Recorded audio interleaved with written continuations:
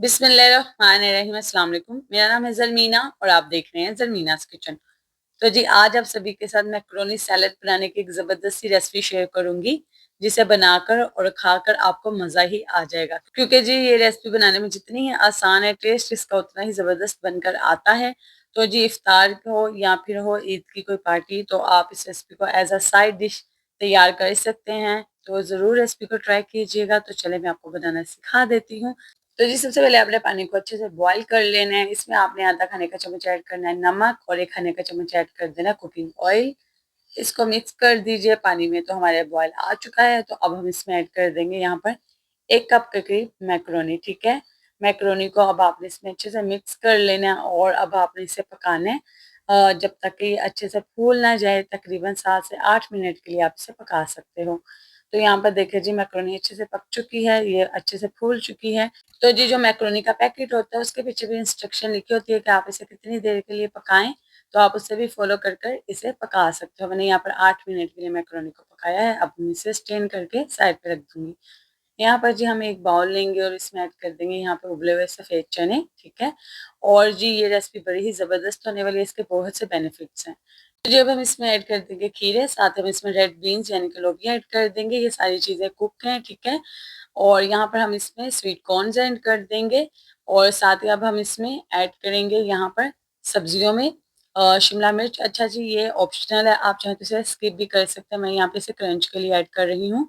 साथ हम इसमें प्याज ऐड कर देंगे। ये सारी चीज़ें मैंने बारीक काट कर इसमें ऐड की हैं।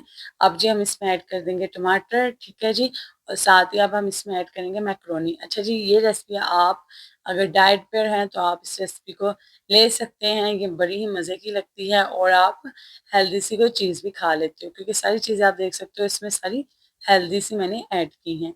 अब जब हम इसमें ऑलिव्स ऐड करेंगे और यहाँ पर ये जो सारी चीज़ें हमारी तैयार हो चुकी है, अब हम इसकी एक ज़बरदस्ती सॉस तैयार कर लेंगे। उसके लिए आपको चाहिए होगी यहाँ पर इमली। तो जी इमली को मैंने ना थोड़े से पानी में डाल के रख दिया था। तो देखिए इस तरीके से इसका एक थिक सा मिक्सचर बन चुका है। अब जी हमने इसे डाल लेना है एक छलनी में। बेसिकली मैं यहाँ पर आपको इमली का पल्प कैसे निकालते हैं वो दिखा रही हूँ। अक्सर मुझे कमेंट आते हैं कि ना आप बताएं कि इमली का पल्प कैसे निकालते हैं, तो मैंने सोचा आज आपके साथ ये शेयर कर देती हूँ। तो यहाँ पर आपने ये इसको सारा स्ट्रेन कर लेना है अच्छे से। ठीक है, ये देखिए बस थोड़े से पानी में आपने इसको रखना है। फिर उसके बाद आपने इसे स्ट्रेन करना है जितना हो सके। फिर आपने क्या करना है, हाथों की मदद से जो भी इसमें गुठली हैं वो निकाल लेनी है और इसके ऊपर थोड़ा सा आपने पानी ऐड करना है। बस थोड़ा सा ऐड कीजिएगा वरना ये बहुत ज़्यादा पतली हो जाएगी। और इसे भी दोबारा से आप इस तरीके से मैश करते हुए स्टेन करें हाथों की मदद से या चम्मच की मदद से। ये देखें इस तरीके से इसका गूदा सा सारा निकल आएगा। जो इसका जो स्मूथ सा एक पेस्ट है वो आपको मिल जाएगा और जो इसकी रफली पार्ट है वो सारा अलहदा हो जाएगा। और अगर आपने अभी तक वीडियो को लाइक नहीं किया तो जल्दी से वीडियो को लाइक कर दें और कमेंट करके बताएं आप कौन से प्यारे शहर से इस रेसिपी को देख रहे हैं। और जल्दी से भी चैनल को सब्सक्राइब करके बेल आइकन को प्रेस कर लें मजीद रेसिपीज के लिए। अच्छा जी यहाँ पे इमली का पल्प हमको मिल चुका है। अब आपने क्या करना है, इसमें ऐड करनी है ये चिली गार्लिक सॉस, जो कि मैं शिंगरीला की ही इस्तेमाल करती हूँ। अच्छा फ्लेवर रहता है इसका।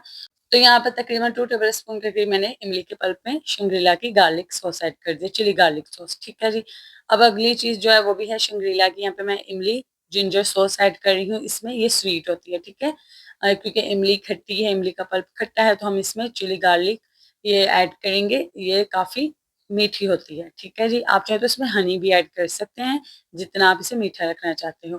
फिर जी हम इसमें ब्लैक पेपर ऐड कर देंगे, साथ हम इसमें नमक ऐड कर देंगे और जी लास्ट में हम इसमें ऑरिगेनो ऐड कर देंगे। ठीक है, ये मैंने ऐड किया हाफ टी स्पून के करीब। ठीक है, काली मिर्ची पाउडर और नमक आप अपने टेस्ट के हिसाब से ऐड कर सकते हो। अगर आप चाहते हो तो इसमें चाट मसाला ऐड कर सकते हो, लेकिन मैंने स्किप किया है क्योंकि वो थोड़ा सा देसी टच आ जाएगा। हम यहाँ पे मैक्रोनी सैलेड बना रहे हैं तो मैंने वहाँ यहाँ पर ऐड नहीं किया। लेकिन अगर आप थोड़ा सा इसे और मीठा रखना चाहते हो तो आप यहाँ पे हनी भी इसमें ऐड कर सकते हो, कोई मसला नहीं है। तो अब हम इस सॉस को अच्छे से मिक्स कर देंगे। तो ये मज़ेदार से हमारी सॉस बनकर तैयार हो चुकी है। तो चलें अब हम इसे जो हमने सारी चीज़ें इकट्ठी करके रखी थी मैक्रोनी में और इसमें ऐड कर देंगे। तो जी ये सैलेड में आप देख सकते हो मैंने सारी चीज़ों की क्वांटिटी थोड़ी रखी है, लेकिन मैक्रोनी की ज़्यादा रखी है क्योंकि हम जी यहाँ पर मैक्रोनी सैलेड बना रहे हैं। तो मैक्रोनी को हम थोड़ी सी ज़्यादा प्योरिटी देंगे, उसे ज़्यादा ऐड करेंगे। अब जी हम ये सारी सॉस इसमें ऐड कर देंगे और इसको कर लेंगे जी अच्छे से मिक्स। तो जी ये मैक्रोनी सैलेड की रेसिपी बड़ी ही ज़बरदस्त बनकर तैयार होती है। आप इस रेसिपी को ज़रूर ट्राई कीजिएगा।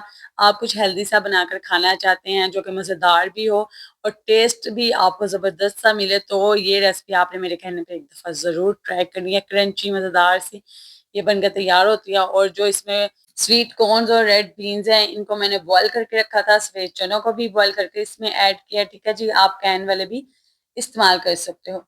अब जी यहाँ पर हम इसे सर्विंग कैसे करेंगे, प्लेट में हम ना यहाँ पे सारा लेट्स लगा देंगे, यानी कि सलाद का जो पत्ता होता है, और उसके ऊपर हम इसे सारी जो सैलेड हमने बनाई है इसको डाल देंगे।